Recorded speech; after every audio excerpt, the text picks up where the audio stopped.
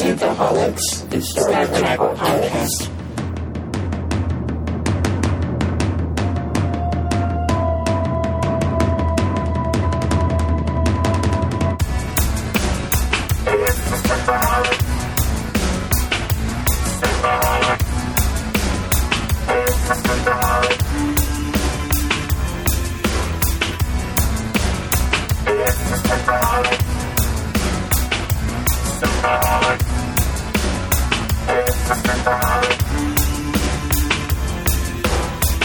Welcome to the Synthaholics. It is a David and Holly week this week, so hello from David and Holly. This week we are talking Star Trek Nemesis. So, basically, the Moon Men of Romulus, or of Remus, are bad and raised a castaway clone that the Romulans made of Picard, who is our baddie this film, leaving Picard to ponder nature versus nurture. Oh, and Data dies. Thanks for listening. Our music is provided by Warp 11. That was the fastest episode of Synthaholics we've ever done. It's me, the Joker. The Joker. Yeah, we talked about the Joker last time, and we survived. Oh, I know you survived. I'm so glad you survived. I did not listen to it. I actually planned to, and then I've been housekeeping all week, so it's like... Yeah. I could listen to it while I'm housekeeping, but I'm also, like, outside next to patrons who are renting cottages, and I'm like, yeah, I can't listen to Synthaholics while I'm at work. Yeah, probably not. I do not use headphones. We are not safe for work unless you're wearing headphones. So please wear headphones. Please if you're wear listening headphones. to us at So work. hello, everyone. Like I said, it's just David and I, and we're just being silly because this movie is silly. But before we get to the movie, we've got the wonderful short trek, Trouble with Edward? Yeah, Trouble with Edwards. Oh, man. So this is probably the best short trek ever made.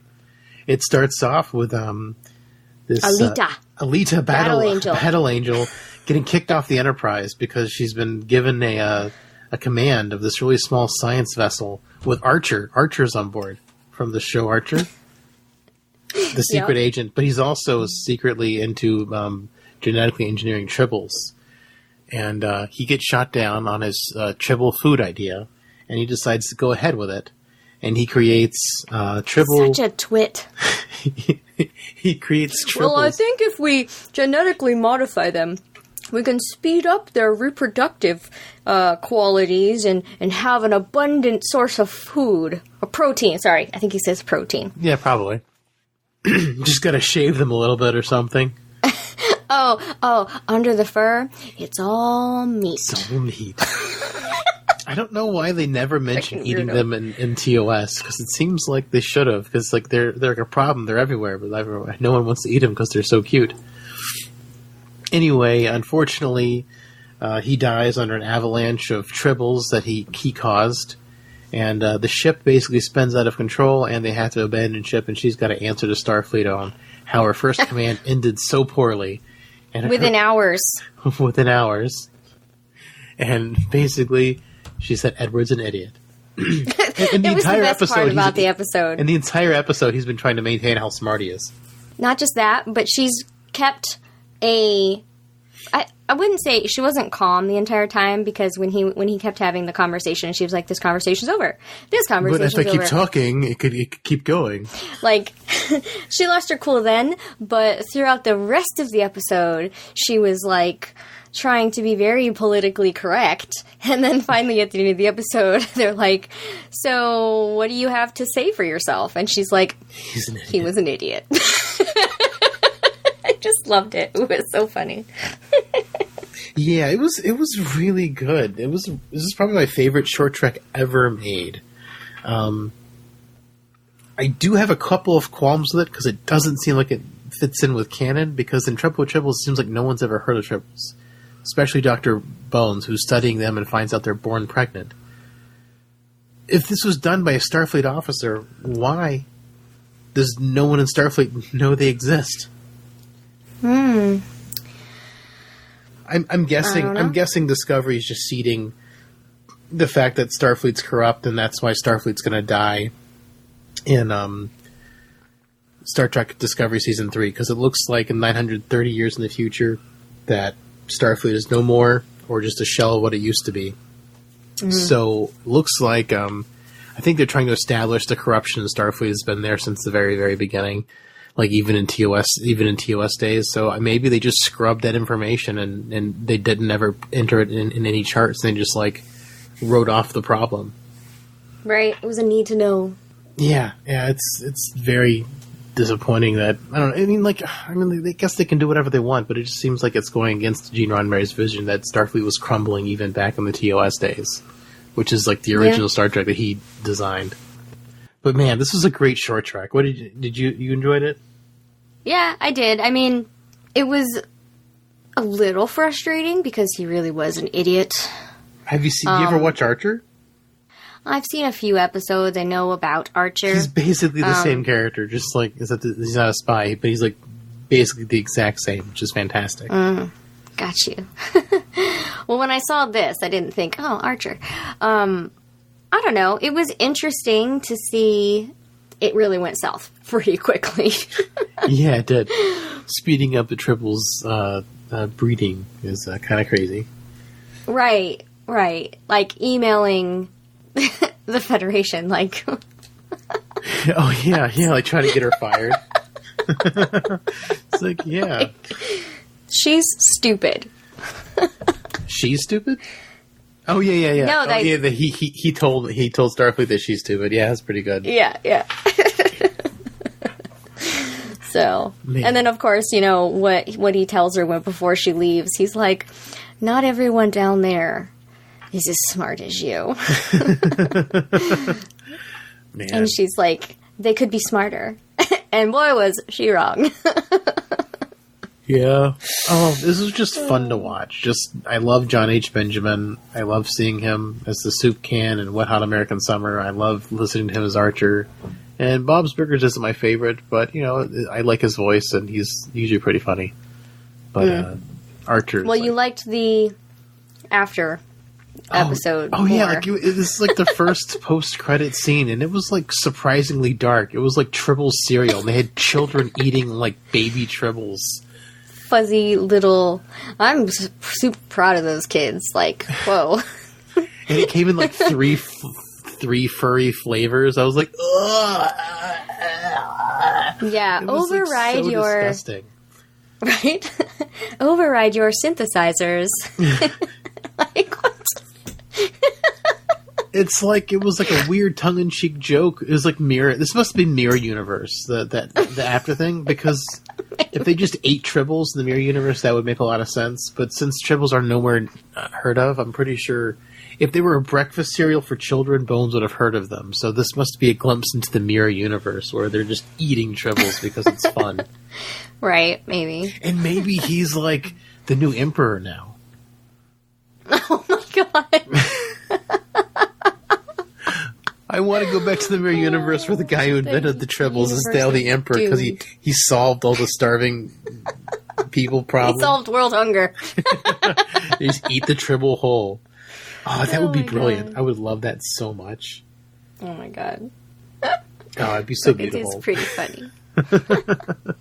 So any other news this week? No new news, I don't think. I didn't see anything too interesting, really.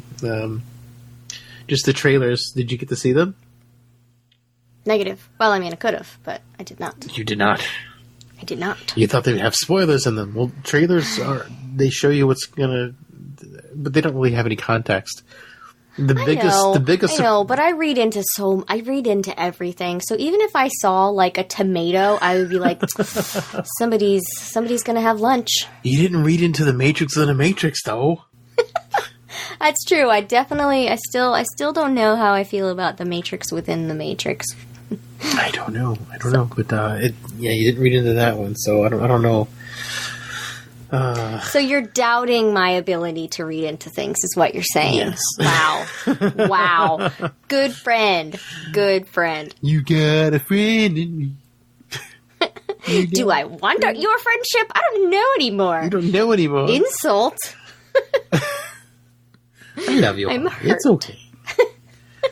Not everyone has to agree with The Matrix within The Matrix.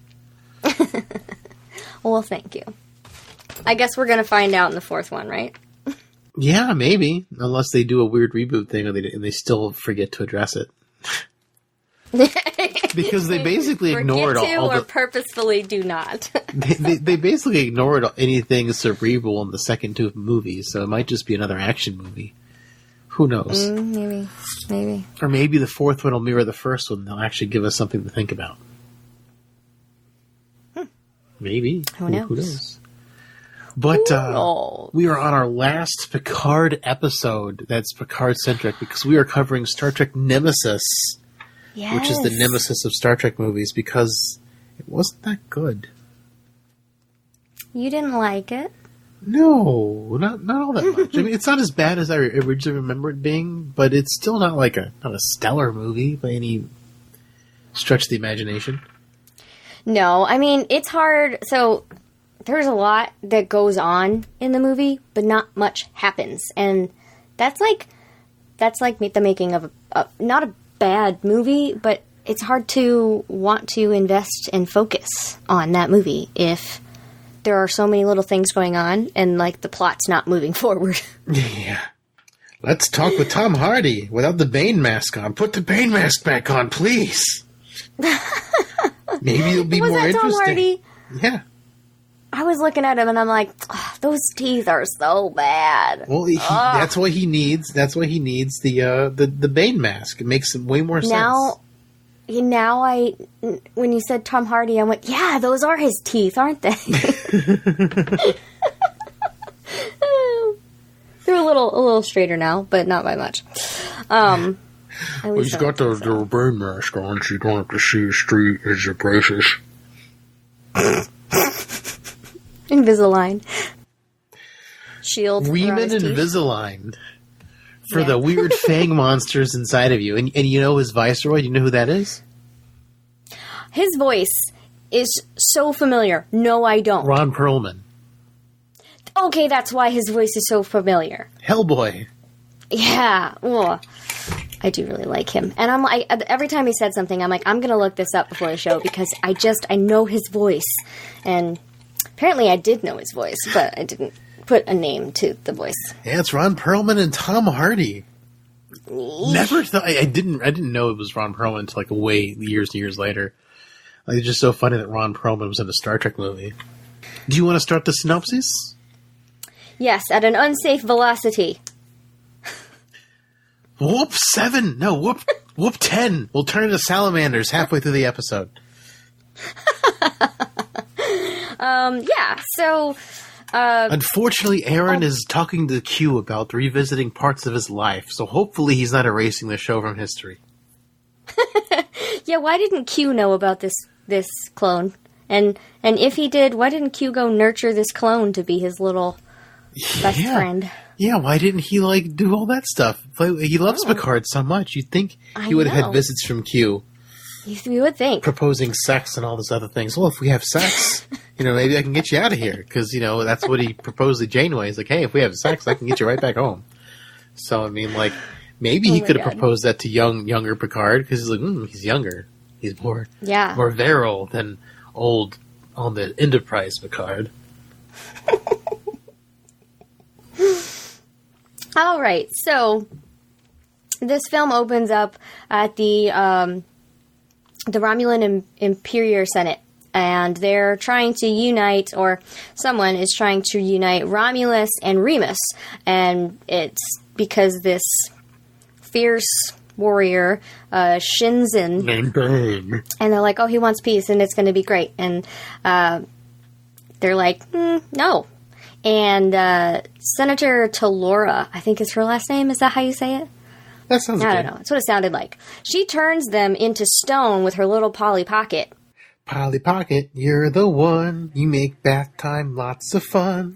And then you go to see Picard, and he's the best man at Riker and Deanna's wedding, which was so silly, such a fun little speech, and I absolutely love Picard. A couple of fun little things happened in this scene that I wanted to mention. Guinan mentions that she's been married 23 times. I call it quits then. I just bang Picard whenever I feel like it now.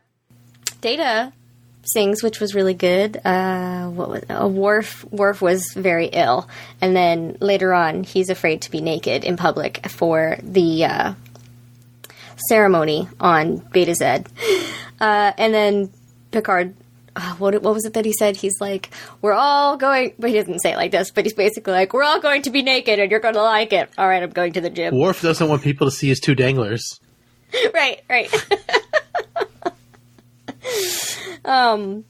But they pick up readings of a positronic life form just outside of Romulan space. How do they just get this positronic thing from Data? It's like, no idea. Are they always scanning for Data? Like, it's just such a strange thing to, like, randomly, it's like, my computer's always pointed at Data. And it's like, all of a sudden, there's two Datas. Right. I don't know if they were, like... I don't know if they were doing a scan of a certain sector or what the whole deal was. I don't think they were. I just think it's like, all of a sudden we have a positronic signature. Yeah, there's one on your ship. It's called Data. It's called Data. But there's always before, right? Right. So they decide to go to this planet and investigate, even though it's very close to Romulan space. It's well inside the neutral zone. We'll be fine. They get there, and there's an ion storm, so Picard has to take a shuttle to the planet, and this is where Picard gets to ride the side-by-side, which you and Aaron were talking so much shit about this little dune buggy, but I think the side-by-side is awesome.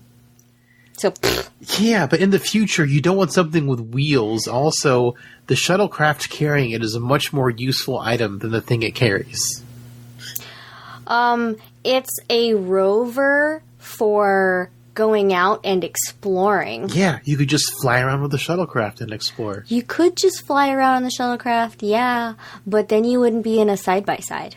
Yeah, you'd be in an enclosed thing where you're safe from people shooting at you. Yeah, but then you can't have a cool escape like driving off a cliff into your ship. But you don't need a cool escape when you can just use your ship and fly to your bigger ship. I don't know. I would take the side-by-side. So this is like a turducken. A turducken. So it's a Land Rover inside a shuttlecraft inside an Enterprise.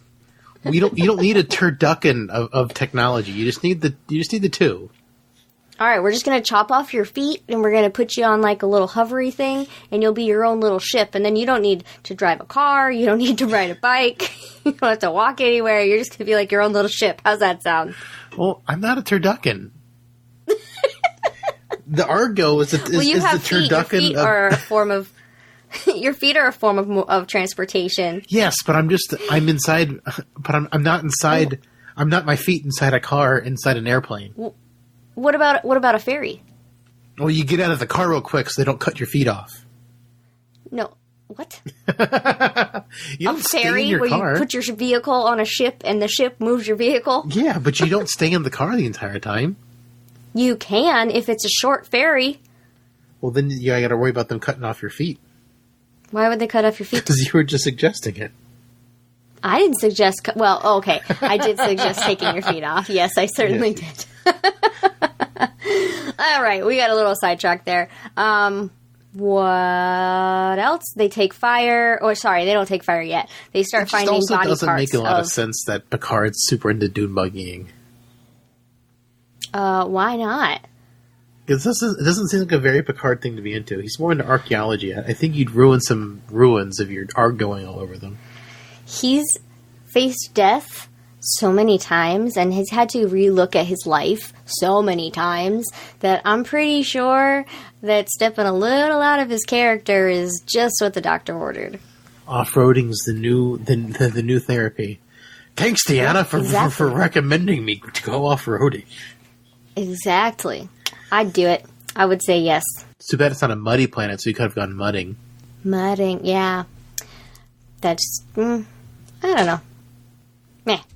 But they start finding robotic body parts all over the planet, and they come to find the head, and it looks like Data. Then they start to take fire. And Data pilots the ship remotely, and the ship is waiting off of a cliff, and they drive off the cliff into the ship, and then they fly up to the Enterprise. Examine this other form that is basically Data, or Data's brother, and we come to find his name is B4. So he came before Data and Lore. Right. So, Admiral Janeway calls up Picard. Yes. And she's like, she should you're be the closest one to cooking, being the cook. She basically says there's been a political issue with Romulan, and they're requesting Federation ships or assistance, and you're closest, so get to it and have fun. This will be easy. You get all the easy assignments. Right. It's just very strange. It's just like, I see you're near Romulus. You go check it out. It's like Bane knew all along. Who knew all along? Bane, I mean Shinzon. Oh. Yeah, he probably did. They head to Romulus. And Data and Geordi decide to transfer all of Data's memory, his data, if you will. We're going to do a data transfer. Data transfer. Actually, this is the one time in Star Trek where they actually make a copy of Data. Mm-hmm. I mean, any Data, not just Data the character. Because usually in Star Trek, somehow when you move something from one computer to another, it disappears. Yeah. This is the first time, I think, in Star Trek history that they've done a Data copy, and it hasn't erased everything from the original source. Oh, wouldn't that have been a shame? I mean, Data is erased at the end of the movie, so, I mean, it kind of is. The copy was destroyed. I guess it was destroyed. The original was destroyed. It was destroyed. But it's not like remember in Star Trek Discovery Season 2, they're trying to move the sphere data, and it's like, just because you're making a copy of it doesn't mean it's being destroyed in the other place. It doesn't make it. You're basically just making more copies of this, guys. Right. You're making the problem worse by having multiple copies of this thing. Which is kind of how I felt about B4. I was like, I don't know that you should put all of Data's information into this other form. You don't know anything about it, and Data's a highly ranked officer. They should have just put Lol's information into him, and then they could have turned him back into Lol. And he could Do they have Lol's information? Data assimilated it all into himself after she died. So he could just give that back to this B4 robot. Then he could have his daughter back. He could have resurrected his daughter, but no, he just wanted a copy of himself. Well, Data, it is a strange one. But, so they get to Romulus, and Shinzon is now, he sits on, what do they call him? It starts with a P. He's the, he's the head of the Imperial Council, or the Imperial Senate now. Proctor or something. But I thought Proctor was, Proxy is it could be Proctor. I don't know. But basically, he's head of the Imperial Senate of Romulan, and he is also that fierce warrior that also, quote unquote, wants peace. He meets Picard and Troy and VOA team, gets super creepy with Troy. Praetor is the thing. I'm sorry. Praetor. Gotcha. You're fine. It's a good thing you remembered. So, basically, he's Picard's clone, and then they have to try and figure out how this happened. They give him some blood, and the doctor analyzes it, and then he's like, "Hey, Picard, do you want to have a private dinner with just the one of us?" Yeah. And then he tells Picard about all the times he was raped by the Remans in the mines. Not by the Remans. The Romulans were his oppressors. They beat him, but then he became friends with the Hellboy Viceroy, Reman, and they just love to prey on little boys like the priests. Hey, not every older guy who shelters a young child wants to prey on them. Have you seen Viceroy's face?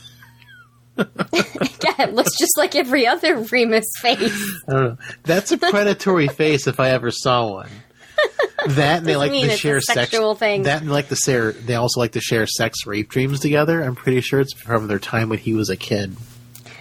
Although, yeah, he does, brain rape Troy. So yeah, so they kind of like double teaming her in a way. It was pretty. That was pretty gross. Okay, you're selling me on this weird relationship thing. Since Shinzon had a bunch of anal sex with he had to take it growing up. That's how he paid for his protection, like in prison. And then as adults, they double team Troy in a weird mind rape thing. You've taken it as far as it can go. It's canon. Let's move on. So yeah, speaking of this, before we speak of the rape, they do find out that their cloaking device that Shinzon is using is letting off some Thalion. What is it? Thalion radiation, which is like theoretical at this point. And it's super unstable and dangerous. And it's just really like positronic brains. Yeah. So, right after they figure this out, B4 is like accessed, and he goes to the computer systems and he like types in a bunch of stuff and accesses a bunch of information. Yeah. Then we get to see Riker and Troy consummate their marriage, but all of a sudden Deanna sees Shinzon, and he's all like, he can never be with you. He can never touch you the way I can, and he can't be with you the way I can. And she's like, no, get off me, no. And then it turns into the other guy's face. Yeah. So, this is where the weird gang rape is going on. Brain rape. Poor Deanna being, this sexual rape. This rape happens on the night of her wedding when she's consummating her marriage with her new husband. Poor Riker. Shit. She's like yelling and screaming at him to get off. He's like, "What did I do? Is my dick too small? Yeah. Do I not have two like Worf?" They probably did not have sex for a good while. Probably I have to say, lots of cuddling happened first. Yes, probably. Yeah. Then the link is broken, and the Viceroy's like holding Shinzon's head. Yeah, that's not sexual at all. Creepy. Yeah. So B4 is transferred to Shinzon's ship, and then Picard is teleported off his ship, and then to Shinzon, and he extracts blood, and he's like, oh, you should pity me, we're the same, but we're so different, and if you were me, which you are me, you would be just as damaged and blah, blah, blah. And if you were me, you'd just be just as responsible and British speaking as I am. Well, that actually bothered me, because they're raised on different planets. They really sounded very, very similar in the way they said certain words, and I think that's great. However, they're raised on different planets. There is no reason why they should sound the same. Yeah, well, I don't know if you ever watched the Red Letter Media reviews of these movies, and they're absolutely fantastic. Red Letter Media does great work. They basically imply that the movie creators think the audience is stupid because Picard had hair back in his Academy days, because in the episode we just talked about with Tapestry where he gets stabbed in the back by Nausicaa, he's got hair. But they're showing him in the Academy bald. So basically the filmmakers think we're idiots because we can't recognize Picard with hair, even though we've seen Picard with hair all the times. I thought it was pretty shitty. Yes. Did they reach out to the young actor who played young Picard? I don't to do this film? I don't think so. I'm pretty sure he was like a no-name person, and Tom Hardy was like up-and-coming sort of big actor, so I'm pretty sure that's kind of what happened. But they could have given him a wig or whatever, let him have hair. I mean, he didn't have to be bald, because Picard didn't get bald until he was older. No, he didn't. But his body was dying, so I'm sure that he was losing his hair naturally. Like, it makes sense that because he's physically, like, his body is shutting down, it makes sense that he stopped growing hair. Well, yeah, but I'm talking about the picture of Picard. The picture Tom Hardy should have had hair. Young, the picture should have had hair. Yeah, the picture should have had hair. Even Tom Hardy with hair, to look like the previous young Picard that we do know. Exactly. I agree with that. The filmmakers think that we're morons, so that's why he was bald in the Academy days. So Shinzen takes the blood and he leaves, and then not Data, but B4 comes into the room and he's like, Shinzen wants the prisoner. So like the guy goes to unlock Picard and it's actually Data, and Data, breaks him out. They go knocks him out. They go and they find they try to like escape, and they decide they need to get into a little like Scorpion class shuttle pod thing, and they fly through the ship and explode out the side of the bulkheads. And they fly out back to the Enterprise. The Enterprise beams them out right before they get tractor beamed. Yeah. We find out that Shinzen is trying to transfuse all of Picard's blood into him to save his life, because there's some he was supposed to be genetic. He was supposed to be accelerated to Picard's age at a certain point in time, and since that never happened, he's breaking down since he was never accelerated. So to keep him alive, he just needs a full blood transfusion. Right. Well, can't you go get a bunch of O-negative blood? Wouldn't that be fine? Well, didn't they? Well, it has to be his identical DNA. But I think there's something that was supposed to have been triggered that was not triggered. Yeah, he was supposed to trigger him to age and real fast. Going to trigger it. Right, and the transfusion was supposed to trigger it, and I think that's why he wanted to keep. Well, the transfusion's in lieu of triggering it, because he was supposed to be triggered to artificially accelerate his age, so he'd be the same age as Picard and he'd be normal. But because it was never triggered, he's breaking down. So in lieu of being triggered, he could just take all of his blood, and that would fix him. So it's an either or proposition. But apparently he didn't want to be accelerated in age. Gotcha. Well, as soon as they get on the ship, the Enterprise takes off and they're running from him, and obviously they take off after them. Then the Romulans show up, right? Or do they show up after the conversation? They show up after the conversation that Shinzen has with Picard. They're like, can you see me in your ready room? Oh, yeah. Right? Where he's like just hologrammed himself over or whatever.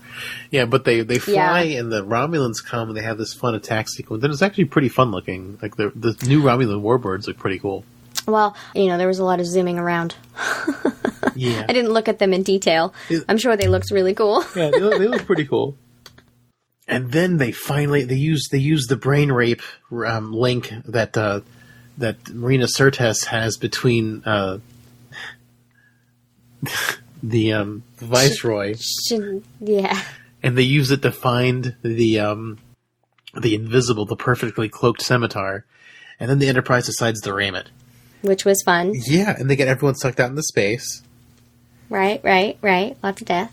None of the important speaking people. of death, Data shuts B4 down because he essentially... Well, first he's a liability, but at this also he's got really no usable information, so Data just shuts him down. And he doesn't remember anything about Picard or the ship or anything, so he's not even a useful clone. Right. What else? I was excited. So everybody probably called it in the beginning of this movie when Shinzen takes over the Senate. He speaks to, what's her name? She's not a captain. What is she? The girl that hits on him, and then she's like, if you ever touch me again, I will kill you. And then she ends up being Picard's friend, and they take him down together. Yeah. I mean, obviously we knew that was going to happen because, like, she showed affection for him, and he not only, like, shut it down, but he was like, if you touch me again, I will kill you. I will murder your face. I will fuck you up, motherfucker. And so I'm so glad that she did. But yeah, so she was Romulans, walking out all sexy too, like wiggling her butt. Yeah. So the Romulans team up with the Federation, and they form an alliance, which ultimately, yay! But yeah, they ram Shinzen's ship, and then they are separated from each other, and then Picard beams over to the ship, and they're trying to evacuate the Enterprise, but they can't because they've got no power to do anything. They can't even self-destruct. because they were rammed and they broke everything. Right. Well, Picard was trying to do what was unpredictable to Shenzhen because they are the same person. They're the same person. Even though he's got like, 40 years less experience, but somehow somehow being the same person makes them identical and not the experience. I completely agreed with Data when he said, you may have the same DNA and but you are not the same person. Your experiences really decide who you are, and that's the first time that actually nurture is actually brought up. Picard's like, he's Shenzen's in his ready room, and he's like, you weren't able to nurture this side of you that blah blah blah blah blah. And then when he's on the Shenzen's ship, he's like, it is your nature, it's my nature, this is who we are. And Picard's like, no, we're not. They're not the same. We're not the same. But yeah, Picard goes over there. He's the only one who can transfer over there. So Data and Geordi set up this running slip and slide through space where Data jumps out of a breached hallway and into space, and it carries him over to Shenzen's ship. And he's got a site-to-site transporter so he can save Picard at the last second. And Shenzhen, only one person can use this transporter, even though it always happens in other Star Trek movies where someone can jump on the person being transported and they can get transported, but they don't do that this time. I wonder if because Data was he's basically equipment. He should have been able to be transferred, right? Well, it's just like any other transporter thing. It's just like, don't they have his last time he was transported out in the pattern buffer? Just rematerialize him from the last pattern you had. He won't have any new memories. I mean, the transporter basically kills you and then rematerializes you. Oh, yeah, you've said this before. Yeah, it's just like, just rematerialize Data from his previous thing. I mean, they've done it before. Like when they turn them into kids, they just kind of like, I think they just fixed them by beaming back a previous version of themselves or whatever. So, I don't know. Like, the transporter is a magical device they forget about half the time in Star Trek. So they could have just rematerialized an old version of Data from the pad or something. Or if they needed the raw material, they could just raw materialized before and transferred his pattern to Data's last pattern from the pattern buffer. Yeah. Something. But no, Data's got to blow up. Picard gets beamed over, and before Picard gets beamed over, Shenzhen pulls himself through a spear because that's the edgy thing to do in the 2000s.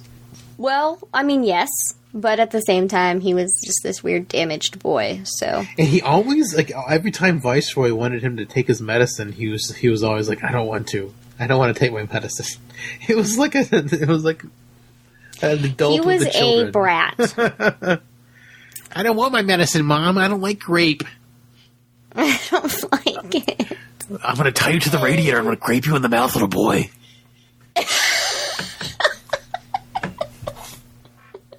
And this is why he didn't want to take his medicine, because he didn't want to get graped in the mouth. Got graped in the mouth a lot by Ron Perlman. Tied up to those radiators. Yeah. Oh, it was a nightly thing. Oh, what bugged me about this was, Data has learned, obviously, he's learned how to be human, and, he's very understanding of things. He gave Picard way too much time to process what had just happened. He could have slapped on, he was in the room with 45 seconds. He could have, done something else to get out of there, whether it was, I know jumping he had a hard time unlocking the door, but jumping back into space, I don't know if he would have been cleared of the blast if he had done that. But he could have. It's better than just staying on the exploding ship. Exactly. He could have put the transmitter on him, activated it, and took off running. He's an android. He's not, he doesn't really have the same speed restrictions as we do. He could have gotten back to that. To help shield him from the blast. Yeah. You would think. But no. They just had to kill him. Yeah, but Brett Spiner didn't want to play Data anymore because he felt like he was getting too old. And then, lo and behold, he's playing Data again in the Picard show. Many, many years later. Many, many years later. But that's pretty much it, you know. Although, you see Picard talking to B4. And B4 starts to do the whistle that Data did in the first episode of The Next Generation. At the wedding? I thought you meant that was the song he sang at the wedding. Pop Goes the Weasel. It's what Data was trying to whistle, and I was feeling also whistling. He was actually singing it. He's singing the same song that Data sang at the wedding. Oh, okay. I thought it was a longer callback. That makes more sense. No, they talked about the whistle at the memorial service for him in Picard's room. Oh, I guess I just got that confused. Yeah, you just kind of mixed them up. But that's yeah. But yeah, so it gives, I don't know, it gives Picard hope, I think, for B4. That he could become Data, because maybe that his friend is in there somewhere. Mm-hmm. Yeah, but I don't know. It was interesting that he was so happy that B4 sang that song, because he was so devastated when Data died. Yeah, for sure. And then, you know, also Riker and Troy are leaving to go on the Titan. Mm-hmm. And he's not going to have his friends around him anymore. Data's dead. His first officer and his therapist have left him. Mm-hmm. It's going to be pretty sad for for Mr. So Picard. He goes back to Earth. I guess so. I wonder if he serves again. I wonder if this was it for him. But we'll find out in Picard. Sort of. I mean, like, he did do some other stuff afterwards. Yeah. I mean, like, theoretically, he was also a master to Vulcan for a little while. If it's true, if the Countdown comic is still canon, we're not sure if that's still canon yet or not, because we haven't gotten the background for the Picard series yet. Mm. So, because, I mean, some of it's still canon because it ties into the 2009 movie, and the 2009 movie is canon because Romulus is destroyed. Romulus is supposed to be destroyed in this movie. So it does take place, you know, it does reference that material. So hopefully we'll get some background on Picard, but don't know yet. I mean, it's going to be a 20-year jump. Yeah. I'm excited, though. I'm sad that it's all over our discussions on Picard. We can still talk about Picard here and there. We don't have to do whole episodes on it, but if we think of something, we can always talk about Picard. It is a Star Trek podcast, after all. It doesn't have to be all doom and gloom from here on out. But we just don't have to focus completely on Picard anymore until the Picard show airs. I think it was January 23rd, if I remember that date correctly. Are you excited for the new show, Holly? I am excited. I love Picard, and I don't know. I don't have much to say because, like I said, I've been pretty much avoiding the trailers. I watched the first one, and I think I watched the second one, but, I watched the teaser, and then I watched the first full trailer. So I'm just kind of keeping my avoiding my eye. What do you You're say? Avoiding your eyes. Where do you put them when you're avoiding them, Holly? I'm averting my eyes. That's the word. Oh, averting your eyes. Your virgin eyes. Mm-hmm. Don't let them be harmed. I don't think Picard's going to harm my eyes. What if he gets naked? If he does, we're going to have words. Will naked Picard harm your eyes? Yeah, probably. It's like, I think that would. Eyes are burning. I think that would affect me a little bit. So, you said that you were surprised I didn't like Star Trek Nemesis. What were your thoughts on Nemesis then? I mean, I'm not saying I wasn't. I'm not saying I was shocked that you didn't like it. Like I said, the plot didn't move along, but a lot happened, and you kept going like, where are we in the story? Like, are we in the middle of the story? Like, how long do we have? Like, because I guess that's how I watch movies. I'm always like, okay, we're probably about halfway in, so we're going to start seeing some big things come to light, and then we've got to see the resolve. And this one, there was just so much going on that it was just like, I don't know. Like, I knew it was happening, but it was just like, okay, that happened. All right. Mm-hmm. Oh, that was funny. Okay. Oh, that's bad makeup. Oh, okay, he's got dark circles in his eyes now. Okay. Mm-hmm. He's starting to look like a lizard. A lizard. I did, it was funny. He kind of started looking more and more like the Moon Riemann people, weirdos. Yeah, it was kind of weird. Yeah, and why are they telepathic? Because everyone's telepathic in Star Trek unless they're human, I guess. Quick answer. Let's make them all telepathic. Well, they're telepathic so we can have a really hot Troy mind rape scene. So these people are oppressed by the Romulans, but these people are telepathic and could probably control the Romulans and have them do whatever the F they want. Well, I guess they didn't think it through.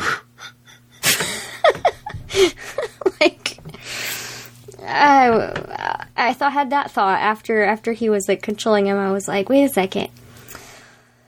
Suck my alien dick. But basically, I mean, you saw him step to the Romulan soldier when Shinzen was a boy. Yeah, I don't know. I mean, did he use his power on him? I mean, maybe they finally figured out how to use their powers, because they did build that entire ship and get a secret perfect cloak, and they built it in secret. So maybe they did figure out how to use their powers finally, and they did. The reason they did it in secret is because they kept erasing the Romulans' brains. Maybe. I mean, maybe they did. I mean, they didn't really go into it or explain it or anything, but it seems like it's a possibility that they did finally figure out that they should use their mind powers, because it doesn't make a whole lot of sense they're able to build this ship with a perfect cloak and a bajillion torpedo launchers and a bajillion phaser banks on it, and then do it completely in secret, unless they were just mind wiping people. And that was a really good point. I never thought about the using the telepathy against the Romulans, and right. I never thought about that before. And that's a really good point. And maybe they did. Maybe that's the explanation to how they invented the scimitar. Maybe. Did their ship remind you of anything? Looked like a giant bird of prey, kind of. It reminded me of the Red Angel's suit. Her wings. Oh, yeah? That's how the wings, collapse on themselves? Yeah. It reminds me of Saren from Galaxy Quest. He had those little things on his back that spread open. Galaxy Quest did it first. Saris. It was Saris. Yes. I was like, Saren. Actually, I told Kaylee that I was going to call her Saris because the way her last name is spelled. Oh, yeah. Sarah, yeah. So for a while, the photo, whenever she called me, was Saris. Galaxy Quest. I love Galaxy Quest. It's such a great movie. It is good. It is some good stuff. What else do I want to say about the movie itself? I think as far as Picard goes, again, the whole nature versus nurture thing, he's had to really reflect on who he is a lot in his career as a Starfleet officer, and he's literally looking at himself, who had all these terrible experiences, and he chose this awful path of destroying the Federation and the human race, and, going after just everybody that he didn't like, basically. So he really had to consider, if he is a good man, because he, who has so many similarities to this damaged kid, chose this terrible path, and he is, too, damaged goods. So I think that this experience was hard for him, and obviously losing Data was hard, but this was another really good pick by you guys about, focusing on Picard's psyche. Yeah, because, he's torn over Shenzan, and is he real? Is he really me? How much of this is, makes sense? And, this is where he loses Data, so he's going to have a lot of guilt over that in the Picard show, and it seems like that's going to be a big factor. And in fact, I think I was calling that it was going to be a big thing, Data dying is going to be tying into Picard. And in the first trailer, we saw Data at the end of it. I was like, I called it. Data's going to tie into this somehow. And he's in the new trailer as well. The parts. So, Data's in pieces, right? Mm-hmm. But that Data has to be before. Unless it's like a hologram of Data, or holodeck hopefully it's B4 and it's got Data's memory back, but we don't know. Oh, maybe they put all of Data's memories into a program. Maybe a holo program. That'd be cool. Yeah, they could do that. Always see Data, which would explain why he's wearing an old uniform. Maybe, but one thing you said I just wanted to mention was, like, did you notice that Picard was trying to save Shinzen the entire time? He was not. He was trying very hard not to fight him. Yeah, he wanted to save himself. He wanted to save him. Yeah, which was sweet, but doomed. Yes, ended up not going anywhere. Kind of like the plot, just kind of sat around. Didn't go very far. It didn't go very far, did it, huh? Yeah, it didn't. It just kind of meandered a lot. It's like, I'm your clone, but you should be good. And like his plan was so convoluted. He's like, we're gonna go for peace, and I just want to blow up the Earth. But why? Yeah, I mean, like, they didn't put you there. Interesting. The Romulans, wouldn't you try to just annihilate all? Screw you. Yeah, I mean, it seems like this beef should be with the Romulus, not Earth. But it's just like, let's make Earth the target of his angst. That way, the audience has a reason to care. I don't know that it was humans. I think it was Federation. And I don't know, it wasn't explained that he had any particular beef with the Federation, aside from the fact that he was born to take it down. Yeah, I guess. You know? But his motivation seemed really, other than his motivation to live, that makes sense, but other than that, like, his motivation seemed very, very shaky at best. Was he really motivated to live, though? He did go after Picard. He always said no to his medicine, so he wasn't super motivated. Exactly. He wasn't super convinced he wanted to live. So he doesn't make a whole lot of sense as a villain. Like, it just doesn't. I don't know. It's just hard to, it's just hard to kind of put into words, you know what I mean? It's just he doesn't make sense as a villain. His motivations don't seem to be very, very clear. He doesn't seem to want to live, but he wants to destroy the Federation. Like, if you don't want to live, why don't you just die somewhere? Why are you putting up this giant fight to not even want to live to see the end of it? You know what I mean? Right. Right. He doesn't make a lot of sense as a villain. Right. Which is probably why I didn't really care for the movie as much, because he wasn't very compelling to me. But, how it ties into Picard, mostly I think it's just going to be his loss over Data, personally. And then, of course, we've seen, in the new trailer, we see Will Riker and Counselor Troy, but they're retired homebodies. Now they live at home with their farm of children that they've got, I'm sure. And it seems like they're just going to be a cameo in the new show.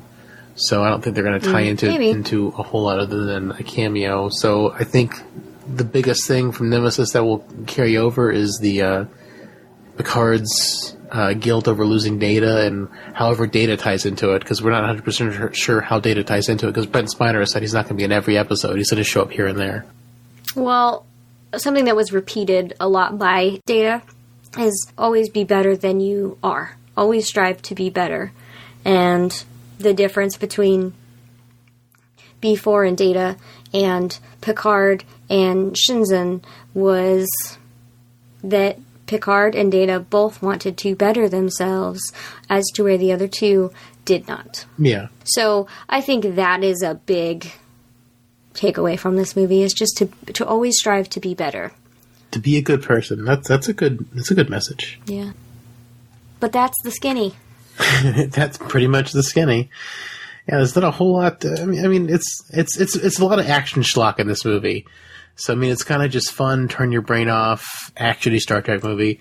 And I think Star Trek always has succeeded better in television because they can tell a more nuanced story, whereas in the movies they're kind of just, let's go for action because that's what works in movies, I guess. Yeah. That's kind of my hot take on it. Yeah, if we're talking like TV now and TV then, there's a lot of difference between like streaming and going to a full-length film. Holy crap, I can't speak. A full-length film. Mm-hmm. And you do have to treat them differently because an episode is going to be 48 minutes, maybe. And a film can be like 2 hours. This was an hour and 50-some minutes long. Yeah, it was almost 2 hours, yeah. Right, so a normal Trek episode is, 40, 50 minutes? So they threw in a lot of action and crap to fill it in and make it longer and last longer. Yeah. And every film has to do that. It's not just a film from this year that we're currently discussing. It's current films that throw in a bunch of shit that was just, didn't need to be in there.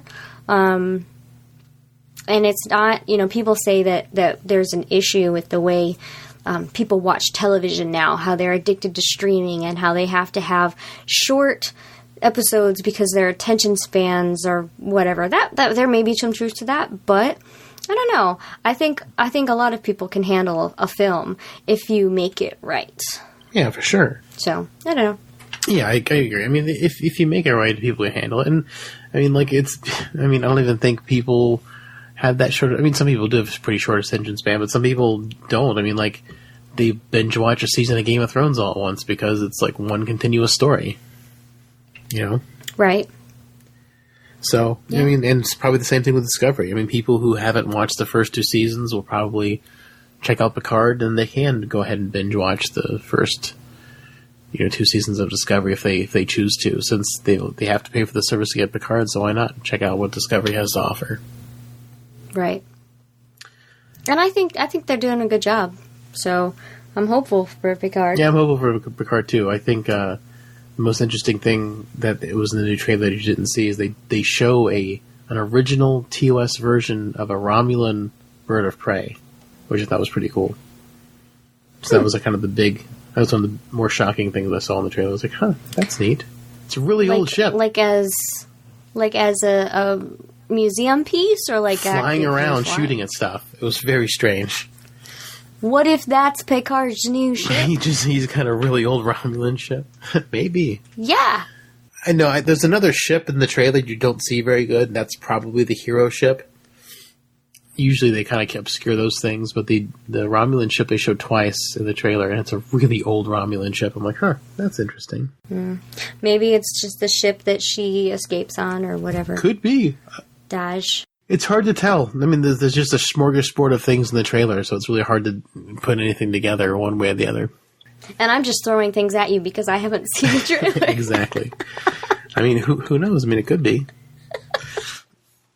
I mean, the trailer doesn't tell you a whole lot. Well, Aaron, what do you think? Oh, that's right. He's not here. He's talking to Q. He might be erasing Synthaholics from history at this very moment. Who knows? He's having his own tapestry moment right now, I think. Right, maybe. I hope we're still here in the morning. Who knows? But I think that's all we can really say about this. Yeah, I think so. This brings our Picard thing to an end, and I just don't want to speculate a whole lot more, just because I don't want to repeat myself any more than I have about Picard. And as we get new information about Picard, as we read it, or as we see new trailers, we'll be sure to mention those, but I feel like trying to speculate about Picard, the new show, after every episode, talking about a previous episode, is really difficult because there's not a whole lot to go on. But we'll see if the writers and Patrick Stewart himself remember how his character is handled. But I thought Patrick Stewart didn't want to handle his character the same. Yeah, so we'll see how that goes. He wants it to be different. I'm really hoping for a revolution. I hope so too. I hope it'll be fun.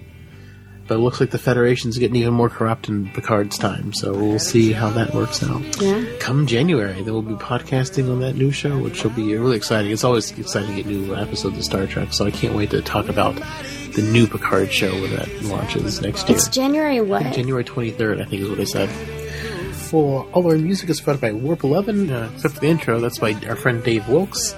You can find the show online at synthaholics.com. You can join the Facebook group at facebook.com/group/synthaholics.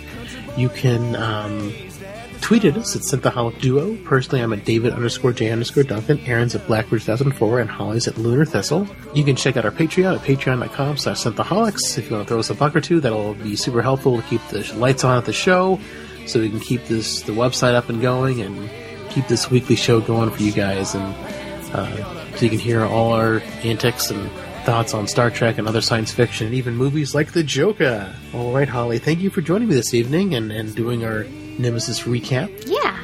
Hopefully it wasn't too, scatterbrained. Yeah, we went back and forth. This is just our take on it after several drinks, so we're not as coherent as we always may be. This is why we're the Synthaholics. Well, thank you so much for listening. Live long and prosper, one and all. Mix me a drink before the night's over. I'll puke in the sink and we'll cry till we laugh, and we'll both shit our pants. You're the best drinking friend I ever had.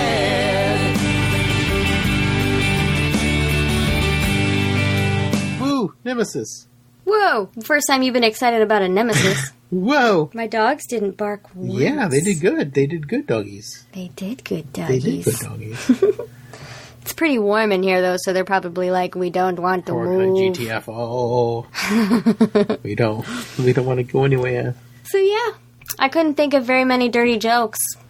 Sorry. Yeah, I was just doing all the weird man-boy rape because of the Riemann having a little boy. Mm-hmm. That's just kind of weird. That's the first thing that came to my mind when I was rewatching this. It was like, huh, that's weird. Also, I've been listening to the Mormon series in the last podcast on the left, and like lots of weird stuff happened with those people. Oh, it's awful. So that kind of awful stuff just kind of filters into my brain into this show.